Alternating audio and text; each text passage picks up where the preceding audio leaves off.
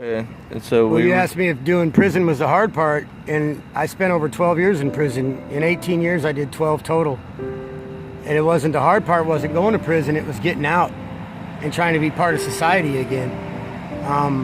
Because at one time I was a contractor. I had 4 employees, 3-bedroom house, blah, blah, blah, blah, blah. And I had to lose it all to realize it was just stuff, but still. Then when you're done with your time, and I discharged my sentence in February 11th of 2011, I got my parole papers signed off. I became a citizen again. I can actually vote. I can actually go in and vote for the president.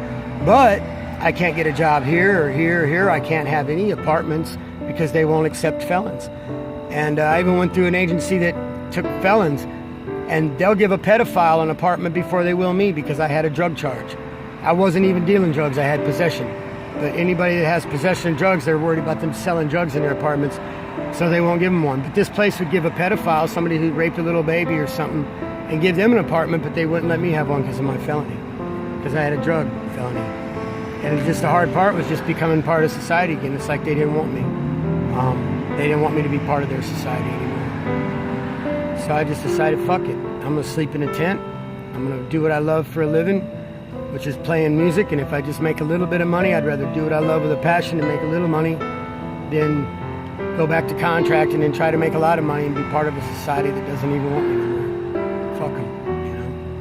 Fuck society. That's the way I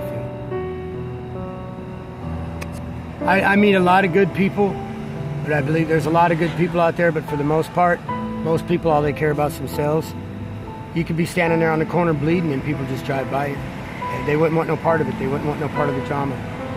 So there'd be 1 in 10 that might stop and help. You know? I walked up to a woman once to ask her what time it was. I was pushing a cart. Me and my wife were pushing our cart. We had all our stuff in a grocery cart. I was pushing. I needed to know what time it was, so I went up to ask this woman what time it was. She's like, "Oh, get away from me. I don't have any money. Leave me alone." I'm like, "I don't want to." She's like, "Just get away from me. Go." I'm like, and I'm thinking, what could have this woman been through that she's so terrified of a stranger that she... What if my wife was pregnant, her water just broke and I needed help? I mean, who knows? What if I was having chest pain and I needed her to call 911? She didn't care. It was just, get away from me. Go. I don't got no money. She thought all I wanted was her money. I just want to know what time it was. And it hurt, man. It's like, damn. You know, it's like, damn. It's humanity. So many people, what have they been through that makes them so terrified of relationships and people that they just don't want nothing to do with nobody? It's sad. It's I wasn't scared of you when I saw you. Well, but you're 1 in a million, you know? I mean, you're actually sitting down and talking to me, you know? Most people don't give a damn. But it's all right.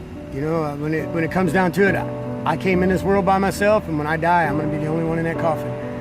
And so really all I guess that matters is me, I guess. I don't know. I think people matter, but the more I'm starting to see, less and less. You matter, bro. I feel that way about you too, man. You matter. I mean, you care. You It's matter. sad to see that most people don't. It's just sad because there's so much beautiful things in life. There's so many beautiful things in life. Relationships are beautiful. Nobody wants relationships. Check this out. I've got over 240 some friends on Facebook. Most of them I knew from high school. I mean, I knew a lot of people. I got around, all right? 240 some people I know on Facebook. Most of them I thought were good friends from high school. Christmas Day, I Facebooked them all and I'm like, hey, it's Christmas. I haven't talked to some of y'all in over 20 years. Here's my number. Call me. Let's have a conversation. Nobody. And I posted that thing over and over Christmas Day. Nobody. And I'm talking people that asked me to be their friend. Oh, so-and-so wants you to be their friend. Well, I know this person from high school. Sure, I'll be their friend. What does that mean? What does that mean? It means people don't want relationships no more. They're so into their internet and so into their Facebook. They got their this is their idol. Internet's becoming an idol, man. It's like people don't want relationships. They want the kind of relationships where they can be who they want to be and be who they are. You know, instead of being who they are, be who they want to be and pretend to be. Oh yeah, I'm 6'4" and I got dark hair and blue eyes and big shoulders, but then I can't ever meet this person because I don't look like that, you know? And most people on these internet relationships, man, even a girl, my high school sweetheart, I hooked up with her on Facebook, contacted her, hey man, let's meet. Well, she gave me her number. She's like, well, look, just text me. I really don't have time for conversations no more.